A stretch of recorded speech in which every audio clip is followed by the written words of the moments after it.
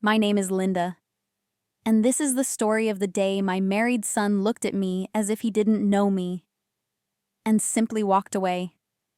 I never imagined a moment like that could happen in my life. I never thought a child I raised with my own hands, my own dreams, my own sacrifices, could ever become distant enough to forget who I was to him. But life has a way of showing you truths you never want to face, and sometimes it shows them in the quietest, most painful ways. This is my story. The moment it happened is still clear in my mind. I was standing at the edge of my son's driveway, holding a small box of homemade cookies in my hands, the ones he loved since childhood, when he stepped out of his car, saw me there, and paused. He looked right at me, but his eyes didn't soften. His smile didn't appear. There was no warmth, no surprise, no joy. Instead, he nodded politely, almost like you do to a neighbor you barely know. And then he walked past me. No hug. No, Mom, what are you doing here? Not even a hi. Just a quiet, cold walk, straight into his home. That was the day I realized my son had changed. Or maybe the world around him had changed him. My son's name is Ethan. He was the kind of boy who used to run to me after school, drop his backpack, and tell me everything about his day. Who he sat next to, what he learned, what funny thing the teacher said. His voice used to fill every corner of our little home. I raised him alone. His father passed away when Ethan was only 7. And from that day, it was just the two of us. A small family, but a complete one in its own way. We didn't have much, but he had my time, my love, my energy. Every birthday cake was homemade. Every school project was made together. Every night ended with stories and prayers. When he grew older, he became quieter, but not distant. He would still sit with me in the evenings, help me with groceries, and insist on fixing things around the house, even when I told him not to worry. When he got into college, he hugged me so tightly before leaving that I cried for 5 minutes after he drove away. He called every night, every single night. It didn't matter how busy he was.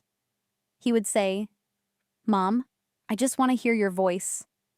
When he graduated and got his first job, he took me out to dinner and said, "You've done everything for me. Now it's my turn to take care of you." I believed him. I truly did. But life doesn't always follow the promises we make when we're young. Sometimes, it teaches us lessons we never asked for. Ethan met Olivia 2 years after college. She was polite the first time we met, soft-spoken. She brought flowers for me and thanked me for raising such a wonderful man. I remember thinking, maybe I won't be alone in my old age. Maybe I'll have a daughter now. Ethan seemed happy, and that was all I ever cared about.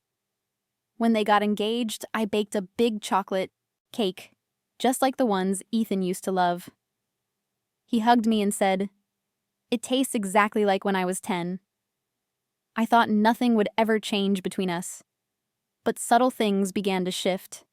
Small things, soft things, barely noticeable at first, like how his phone calls became shorter, or how he visited less often, or how he sometimes seemed distracted when I talked, as if he had somewhere else to be.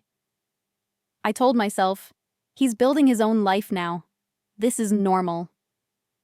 I told myself not to overthink, not to be dramatic, not to get in the way.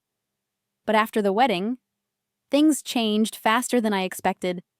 It started with missed calls, then canceled plans, then delayed responses. At first, I blamed his new job schedule. Then I blamed the long commute. Then I blamed myself, thinking maybe I called too often. One day I asked, "Ethan, is everything okay?" He replied, "Yeah, Mom, just busy." Busy. Such a small word. But it began to build a wall between us. On his first birthday after marriage, I called him early in the morning, like I always did. He didn't pick up. He didn't call back. He didn't reply to my text for 2 days. When he finally did, the message was short. "Hey, Mom. Thanks. Busy weekend." I told myself not to cry, but I did, quietly, holding a pillow, hoping no one would ever see. I didn't want to be the kind of mother who complains. I didn't want to be the mother who clings. I didn't want to become a burden, so I stepped back, just a little, to give him space. But the space only grew bigger. There were moments when I felt like I was intruding, like the time I visited them unannounced because I was in their neighborhood. I thought it would be a pleasant surprise. I knocked on the door, holding a small container of stew I made, Ethan's favorite. Olivia opened the door. She smiled politely but said, "Oh, I wish you had told us. We're about to go out." I apologized immediately, feeling embarrassed. She took the container, said thank you, and closed the door gently. I walked back to my car and cried behind the wheel before driving home. Another time, I invited them to dinner on a Sunday evening. Ethan said, "We'll try to make it." They didn't come. Nor did they call to say they couldn't. I sat at the table alone, staring at 2 untouched plates. I told myself, he'll call tomorrow. He's just busy. But he didn't.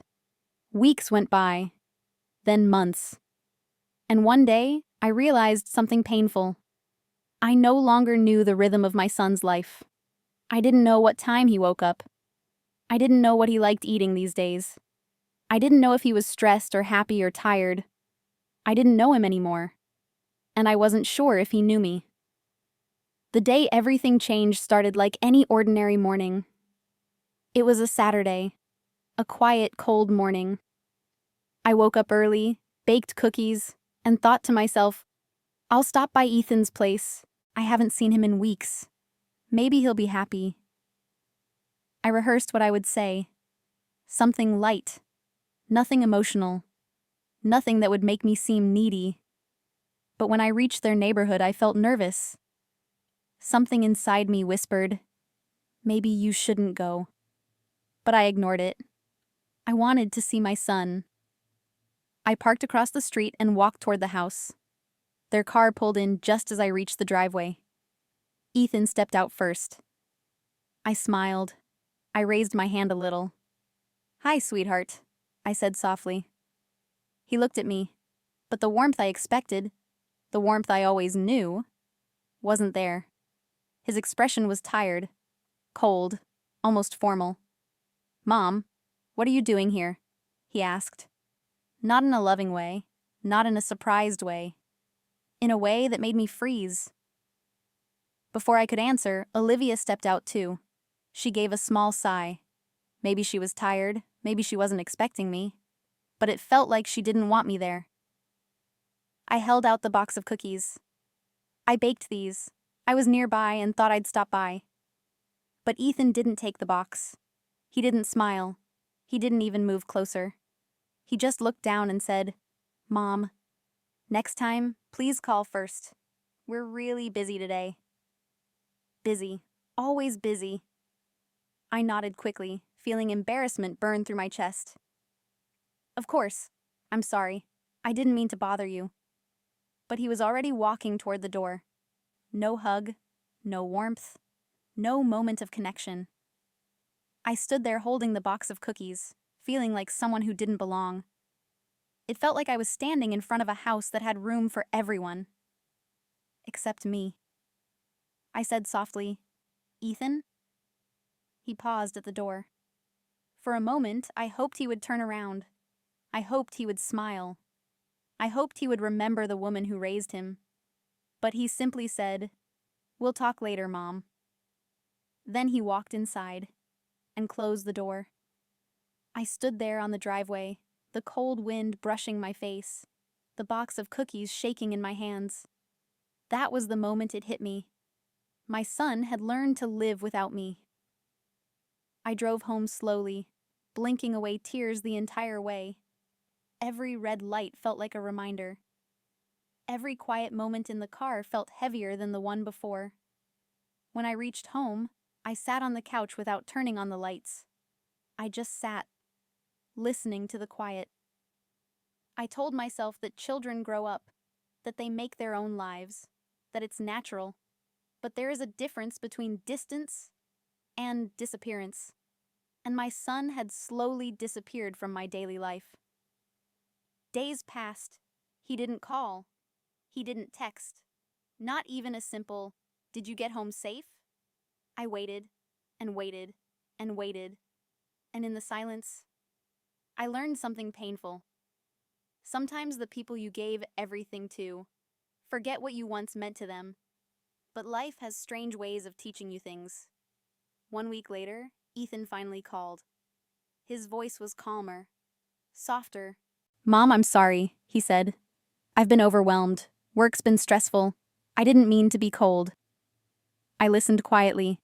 Then he said something that surprised me. "I didn't realize how distant I've become." There was a pause, a long one. Then he added, "I miss how things used to be."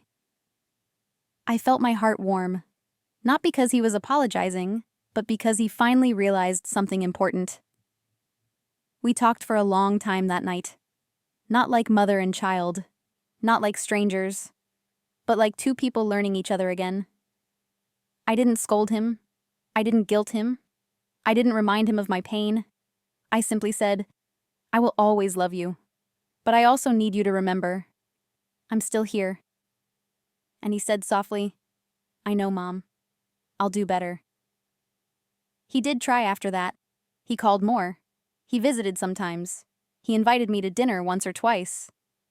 We didn't go back to how things used to be. Life doesn't work like that. But we created a new space, a quieter space, a gentle space, a space where he didn't feel pressured, and I didn't feel forgotten. And that was enough. Now, when I look back at that day, the day my married son looked at me like a stranger and walked away, I don't feel anger. I don't feel bitterness. I only feel a soft kind of sadness, mixed with understanding. Children grow, lives change, priorities shift. New families are born. Old relationships reshape themselves. And mothers. We learn to love in new ways too. Not by holding on tightly, but by letting go with grace. If there is one lesson my journey taught me, it is this. Sometimes love means giving space, but never disappearing.